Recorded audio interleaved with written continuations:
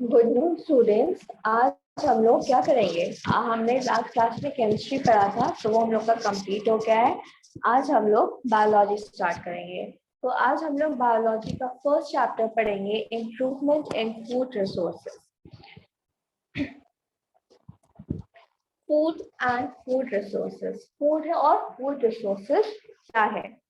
Food is the basic need of all living organisms. जो food होता है वो सभी लिविंग ऑर्गेनिज्म की बेसिक नीड होती है।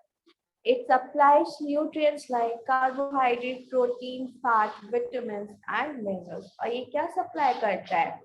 फूड ह्यूमन बॉडीज में सप्लाई करता है कार्बोहाइड्रेट को, प्रोटीन को, फैट को, विटामिन को और मिनरल्स को। It helps in growth development and repair of warm our body tissues. और ये किस में हेल्प करता है? हमारी ग्रोथ में, हमारी बॉडी के डेवलपमेंट में, और जो भी टिश्यूज डेड हो गए हैं उनको रिपेयर करने में हेल्प करता है। It protects our body against diseases. और क्या करता है? जो भी हमारी बॉडी में डिसीजेस आ जाती हैं उनसे हमें प्रोटेक्ट करता है, बचाता है। Plants as food are nature's gift of all animals, including humans. Plants क्या है? Plants हमारे लिए गिफ्ट है। जो हमें किसने दिया है? नेचर ने दिया है। किसके लिए? एनिमल्स और सभी ह्यूमन बींग्स के लिए प्लांट्स क्या है? एक गिफ्ट की तरह है। अगर प्लांट्स नहीं होंगे तो हमको फूड नहीं मिलेगा। Only green plants make their food. तो इसीलिए जो सिर्फ ग्रीन प्लांट्स होते हैं वही क्या कर सकते हैं? अपना फूड बना सकते हैं।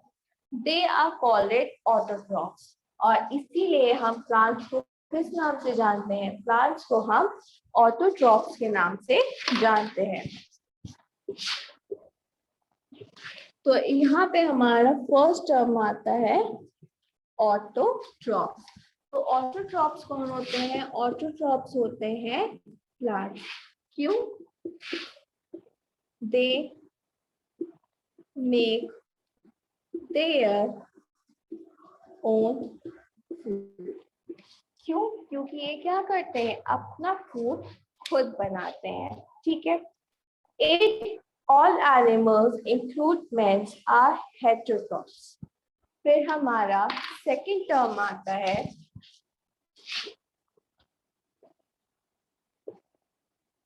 Heterotrophs.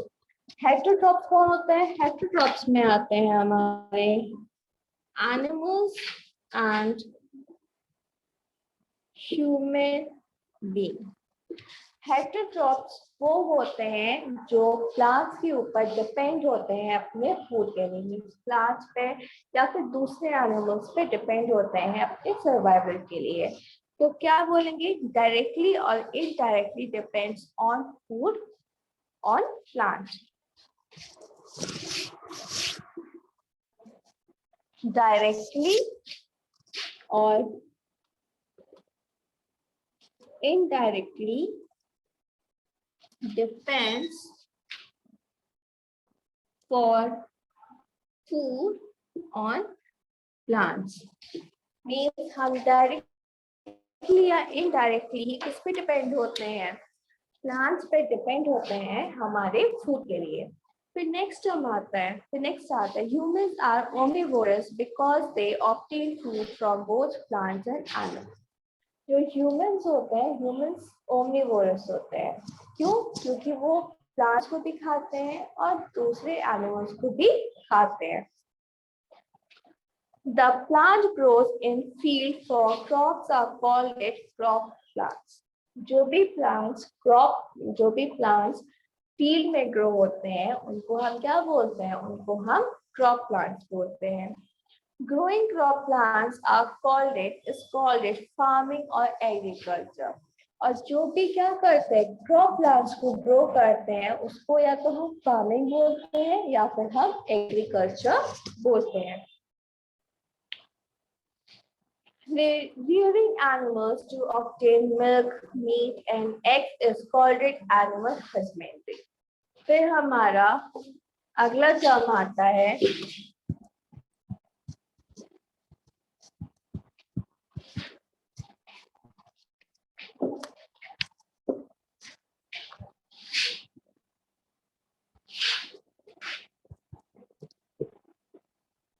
Animal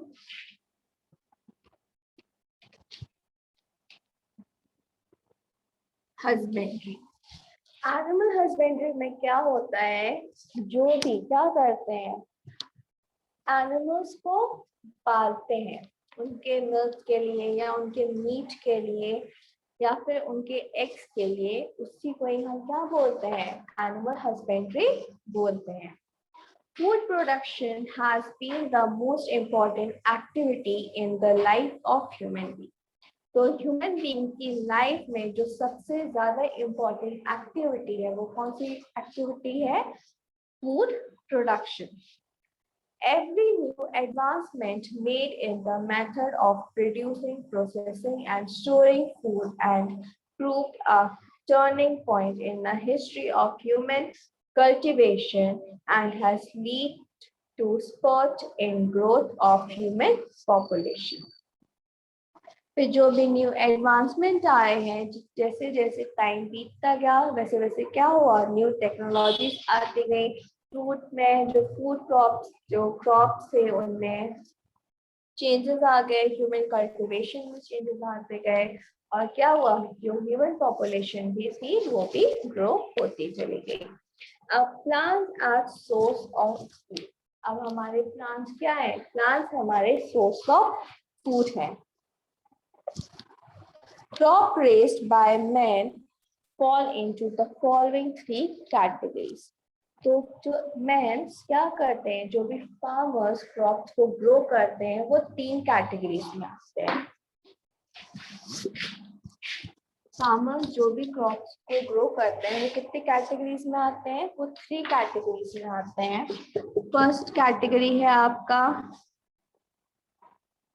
food crop, second category है आपका फूडर क्रॉप्स, और थर्ड कैटेगरी है आपका कॉमर्शियल क्रॉप्स। ठीक है, तो फूड क्रॉप्स क्या होते हैं, फूड क्रॉप्स में आपके cereals, pulses, oil seeds, fruits, vegetables, spices, herbs etcetera, ये सारे आपके किस में आते हैं, फूड क्रॉप्स में आते हैं। फिर फूडर क्रॉप्स में क्या आते हैं, बेरसिम, ओट्स, सोगम एक्सेट्रा, ये सारे आते हैं आपके फूडर क्रॉप में। फिर कॉमर्शियल क्रॉप्स में आते हैं आपके cotton, jute, sugar cane, sugar beet, tea, coffee, tobacco etcetera, ये सारे आपके आते हैं कॉमर्शियल क्रॉप्स में। तो यहाँ पे देखिएगा आपके बुक में टेबल 1.1 में crops types, crop plants and news provide by them आपको दिया हुआ है। ठीक है, क्रॉप टाइप है आपका फूड। अब इस फूड क्रॉप में आपको कौन कौन से मिलते हैं और क्या क्या चीजें हैं, जैसे सीरियल्स है, सीरियल्स में क्या आ गया, व्हीट, राइस, मेज, मिलेट, बार्ले, सोगम। पल्सेस में चना दाल, मटर, उड़द, मूंग, अरहर, मसूर, तो ये सारी दालें आ गई। ऑयल सीड्स में आपके सरसों, groundnut, soybean, linseeds, castor, rape seeds, sesame, sunflower, ये सारे सीड्स आ गए। फ्रूट्स में आप जानते हैं, वेजिटेबल्स भी आप जानते हैं, और स्पाइसेस एंड हर्ब्स भी आप जानते हैं। तो ये सारे आपके कितने आ गए, ये सारे आ गए आपके फूड क्रॉप्स में। अब इन फूड क्रॉप से हमको कौन से न्यूट्रिशंस प्रोवाइड होते हैं, तो क्या मिलता है हमको इनसे, carbohydrate, protein, fat, vitamin, minerals and sugar, minerals, vitamin and cellulose fibre. तो ये क्या मिला, ये सब हमें इस प्लांट से मिला। ठीक है, तो ऐसे ही आपको क्या करना है, इसी तरीके से आपको फूडर क्रॉप और कमर्शियल क्रॉप्स का भी चेक करना है। ठीक है, फिर हम पढ़ते हैं फूड क्रॉप्स। अब फूड क्रॉप्स क्या है, different plants, different parts of plants such as roots, stem, leaves, flower, fruits and seeds are used by humans as vegetables, fruit, seeds, pulses, condiments and spices. अब plants के जो different different parts होते हैं उसको human क्या करता है, अलग अलग तरीकों से यूज करता है। कुछ पार्ट्स को वो वेजिटेबल्स की तरह यूज करता है, कुछ को फ्रूट की तरह, कुछ को सीरियल्स की तरह, कुछ को पल्सेस की तरह, या कुछ को स्पाइसेस की तरह। Around 2000 plant species are cultivated for food. मतलब कि 2000 प्लांट्स के आसपास हम क्या करते हैं, कल्टीवेट करते हैं, प्लांट्स कल्टीवेट करते हैं ताकि हमें क्या मिल सके, फूड हम उनसे पा सके। फिर आता है क्रॉप सीजन्स इन इंडिया।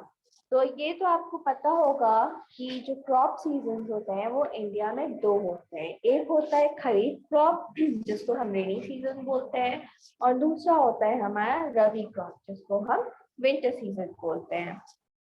तो जो खरीफ क्रॉप का टाइम होता है वो जून जुलाई और सितंबर से अक्टूबर तक का होता है। और इसमें जो भी क्रॉप्स ग्रो होते हैं वो कैसे होते हैं, वो paddy, maize, millet, groundnut, soybean, pigeon pea, ऐसे कई सारे हैं। ठीक है, तो मेन खरीफ क्रॉप का टाइम क्या है, जून जुलाई से सितंबर या अक्टूबर तक का।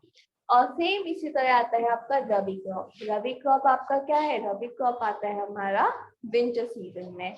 विंटर सीजन का टाइम क्या होता है, अक्टूबर नवंबर से लेके मार्च या अप्रैल तक। इसमें कौन से ग्रोज होते हैं, इसमें कौन से क्रॉप्स ग्रो होते हैं, वो बीट, बार्ले, ग्राम, मस्टर्ड, लिनसीड, इसी तरीके से क्या है बाकी के भी फूड्स ग्रो करते हैं।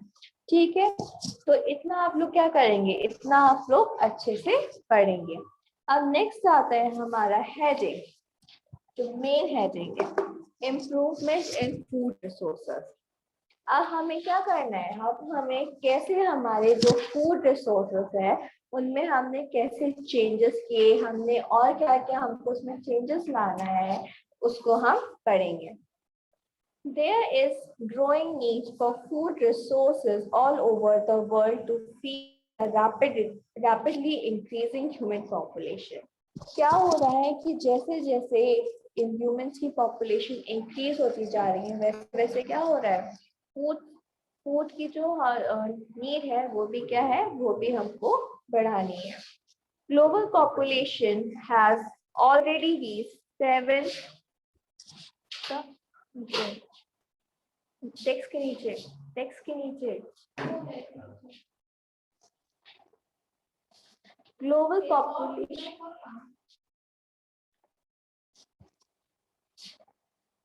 population has already reached 7 million mark in 2011. तो 2011 में जो ग्लोबल पॉपुलेशन है वो कितनी पहुंच चुकी है, 7 बिलियन तक पहुंच चुकी है। 1 in every 7 person is believed to be hungry and many more unnourished. तो ऐसा माना गया है हर एक 7% क्या है, वो भूखा माना गया है, और जो कुछ रिमेनिंग है उनमें से कुछ क्या है, अननरिश्ड, मींस उनको प्रॉपर खाना नहीं मिलता। Our country with over 1.23 billion population is the second most populous country in the world. हमारी जो कंट्री है इंडिया, ये किसमें आती है, सेकेंड मोस्ट पॉपुलस कंट्री की लिस्ट में आती है।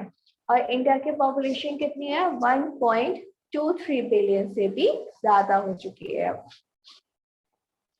If present growth rate continues by the year 2020, Indian population will rise to over 1.34 billion, even more than population of China.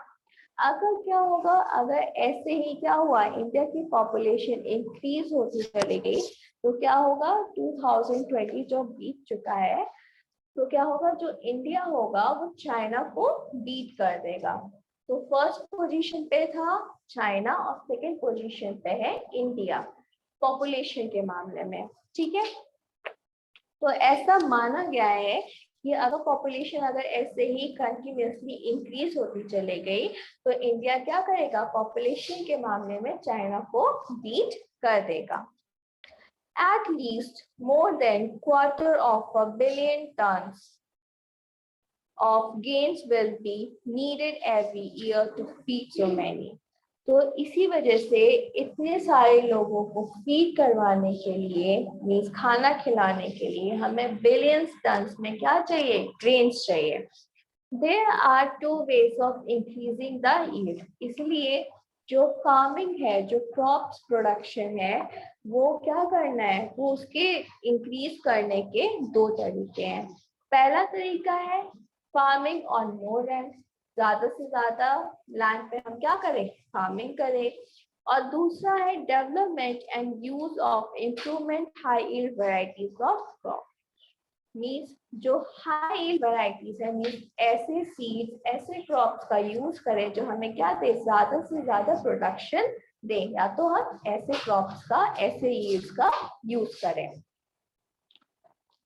Farming on more land is not possible because our land is already intensively cultivated. हम ज्यादा से ज्यादा land पे और farming नहीं कर सकते, क्यों, क्योंकि जो हमारी लैंड है वो ऑलरेडी इंटेंसिवली कल्टिवेटेड के अंदर ही है। Therefore, the only choice left is the use of high yield varieties of crop and better agriculture practice. तो फिर हमारे पास सिर्फ एक ही ऑप्शन बचता है, क्या, कि हम क्या करें, हम गुड वैरायटीज के क्रॉप्स को यूज करें ताकि हम क्या कर सके, हमारी प्रोडक्शन को इंक्रीज कर सके। Due to sincere effects of our agriculture, scientists, our country has witnessed a 4-time increase in the production of food grains from to 1960 to 2004, with only 25% increase in the cultivated land area. तो 1960 से 2004 तक scientist ने ये बोला कि जो India जो crop production है वो कितने टाइम से इंक्रीज हो चुकी है, 4 टाइम्स इंक्रीज हो चुकी है, मीन्स 25% तक इंक्रीज हो चुकी है जो भी कल्टिवेटेड लैंड है। This leap forward in grain output is called the Green Revolution. और इसको किसका नाम दिया गया, इसको नाम दिया गया ग्रीन रेवोल्यूशन का। This success has been followed by increased oil production. और ये सक्सेस कैसे मिला, ये सक्सेस मिला ऑयल प्रोडक्शन के इंक्रीज होने से। जो आपका ग्रीन रेवोल्यूशन था, ग्रीन रेवोल्यूशन था हमारा क्रॉप्स के लिए।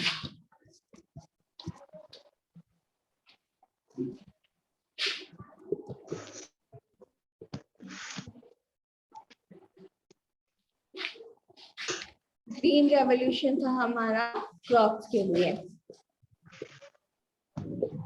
येलो रेवोल्यूशन है हमारा ऑयल प्रोडक्शन के लिए।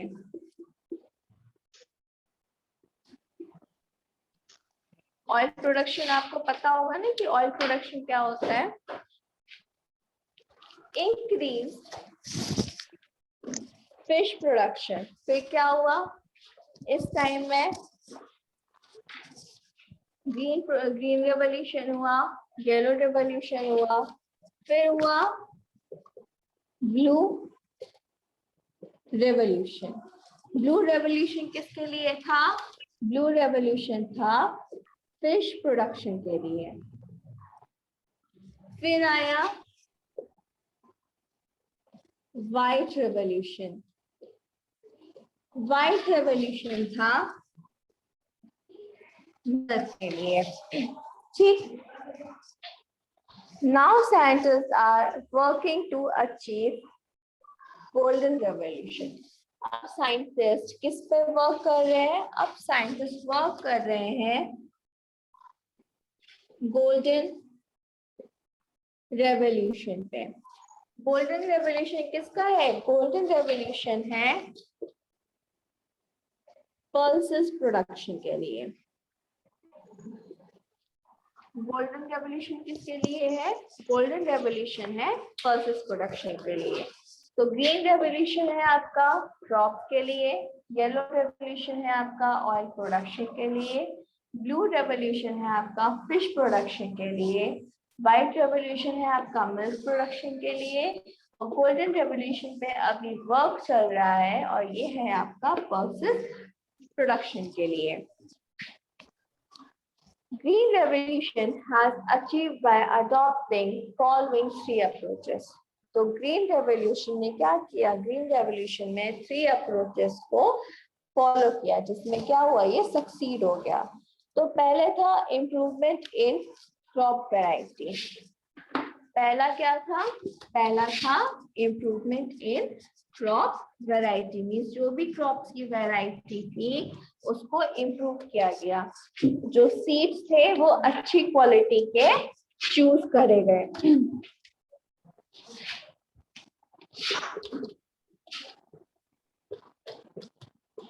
इम्प्रूवमेंट इन क्रॉप वैरायटी, ठीक। फिर सेकेंड ये आ गया आपका management of crop production, management of crop production, जो भी क्रॉप्स प्रोड्यूस करे गए उसको क्या किया गया, उसको मैनेज करा गया। फिर था आपका मैनेजमेंट, जो लास्ट स्टेप था वो था आपका management of crop protection, means कैसे क्रॉप्स को प्रोटेक्ट किया जाए, मतलब बचाया जाए, ठीक। तो क्या था, इन 3 स्टेप्स को लिया गया था, इसके लिए ग्रीन रेवोल्यूशन को करने के लिए। तो अब यहाँ पे आपको क्या दिया गया है, आपको यहाँ पे बुक में देखिएगा, नीचे आपको चार्ट दिया होगा, उसको आप लोग स्टडी करिएगा, ओके। अब हम नेक्स्ट देखते हैं ग्रीन रेवोल्यूशन। अगर आपसे कोई पूछे कि ग्रीन रेवोल्यूशन क्या है और उसके फादर कौन है, तो great increase in the production of food grains is called it green revolution.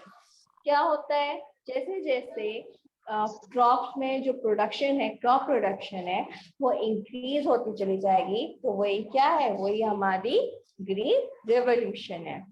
Doctor Norman E Borlaug is called it father of green revolution. तो जो ग्रीन रेवोल्यूशन के फादर कौन है, doctor brawler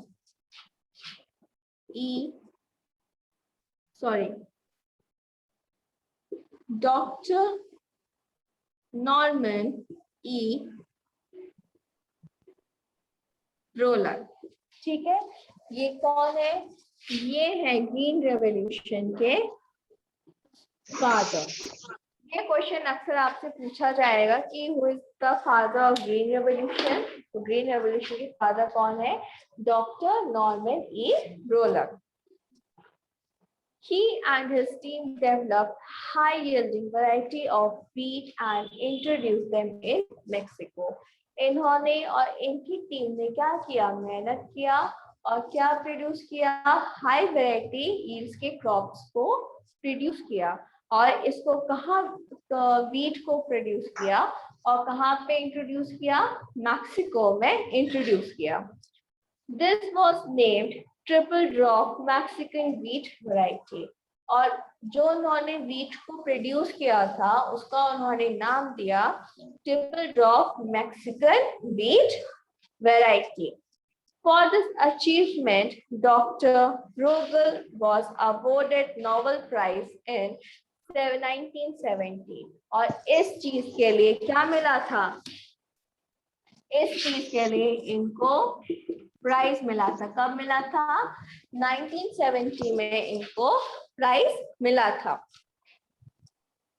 In India, Green Revolution was achieved by the efforts of Dr. M.S. Swaminathan. ये जो थे इन्होंने world के लिए दिखाया था। इन्होंने कहाँ पे इंट्रोड्यूस किया था, मैक्सिको में इंट्रोड्यूस किया था, ठीक है। जब बात आती है इंडिया की, इंडिया में जो ग्रीन रेवोल्यूशन था वो इंट्रोड्यूस किया था डॉक्टर MS स्वामीनाथन। इंडिया में ग्रीन रेवोल्यूशन किसने इंट्रोड्यूस किया था? डॉक्टर MS स्वामीनाथन ने इंट्रोड्यूस किया था। He introduced this Mexican variety of wheat in India. इन्होंने क्या किया? इंडिया में ये जो मैक्सिकन वैरायटी की जो wheat था इसको इंट्रोड्यूस किया। Green Revolution has made our country self-sufficient in food, enhanced production to supply for export, improve economic condition of farmers and farm laborers, and has also increased employment opportunities. India में क्या हुआ? India में जब doctor MS Swaminathan ने introduce किया तो क्या हुआ? ये सक्सेस हुआ, जिससे क्या हुआ? इंडिया में जो क्रॉप्स की ग्रोथ थी वो इंक्रीज हो गई, और क्या हुआ? जो एम्प्लॉयमेंट था वो इंक्रीज हो गया, और हमारे यहाँ इंडिया में इतना प्रोडक्शन होने लगा कि हम क्या करने लगे? वीट को एक्सपोर्ट करने लगे, और क्या हुआ? हमारे इंडिया की जो इकोनॉमिक कंडीशन थी वो भी इम्प्रूव हो गई। ठीक, तो ये बताइए जो क्रॉप्स का जो मेन था वो क्या था? वो था हमारा ग्रीन रेवोल्यूशन। क्रॉप्स को इंक्रीज करने के लिए बेस्ट क्या था? ग्रीन रेवोल्यूशन था। ठीक है, तो बताइए इतना आपको समझ में आया पीयूष? ठीक है, अब क्या करिएगा? इतना पढ़िएगा और इस पे क्या करिएगा? नोट्स बनाइएगा। ठीक है, अब सुनिए, आपका साइंस की एक्टिविटी होगी। ठीक है, तो साइंस एक्टिविटी में आपने चैप्टर केमिस्ट्री का चैप्टर फर्स्ट अभी नहीं पढ़ा होगा।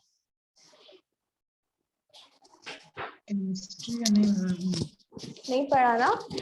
यूट्यूब पे उसकी सारी वीडियोस पड़ी हुई हैं, आप उसको देख लीजिएगा। और आपको क्या करना है? आपको चार्ट प्रिपेयर करना है।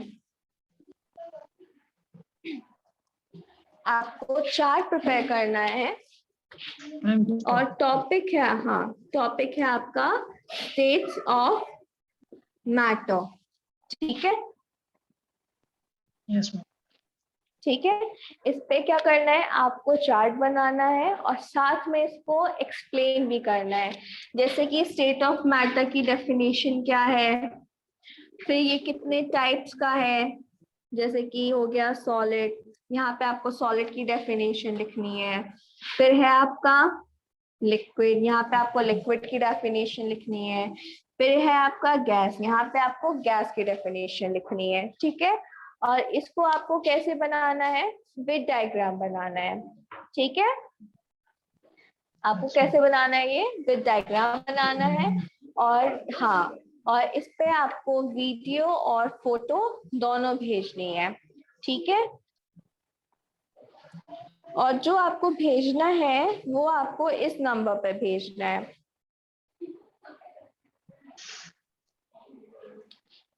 फोन नंबर नोट कर लीजिए, फोन नंबर है 9452615105। ठीक है, इस नंबर पे आपको क्या करना है? अपना वीडियो और फोटो दोनों भेजना है। ठीक है, यस मैम। मंडे तक आपको भेज देना है। ठीक है, और अगर आपको कुछ समझ में नहीं आएगा तो टॉपिक्स आपके सारे केमिस्ट्री का जितना भी है पूरा आपका यूट्यूब पे पड़ा हुआ है, आप उसको वहां पे देख लीजिएगा। ठीक है, और जो नहीं समझ में आएगा वहां से समझ लीजिएगा। ठीक है, यस मैम। ओके, तो आज के लिए बस इतना ही। आगे की क्लास में और नेक्स्ट क्लास में आपकी जो क्लास है एग्जैक्ट 12 बजे स्टार्ट होती है साइंस की। ठीक है, तो 12 बजे आ जाया करिए। ठीक है, ठीक है पीयूष? Yes ma'am. हाँ, और इसके बाद आपकी 12:45 पे आपकी नेक्स्ट क्लास होगी, ठीक है, वो आपकी मैथ्स की क्लास है, ठीक है, वो तो पता होगी आपको। Yes, ma'am. हाँ, अपना टाइम टेबल नोट कर लीजिए, 12 बजे आपकी साइंस की क्लास है और 12:45 पे आपकी मैथ्स की क्लास है, ठीक है। चलिए फिर आगे का हम नेक्स्ट क्लास में कंटिन्यू करेंगे। ओके, थैंक यू बेटा। Thank you, ma'am.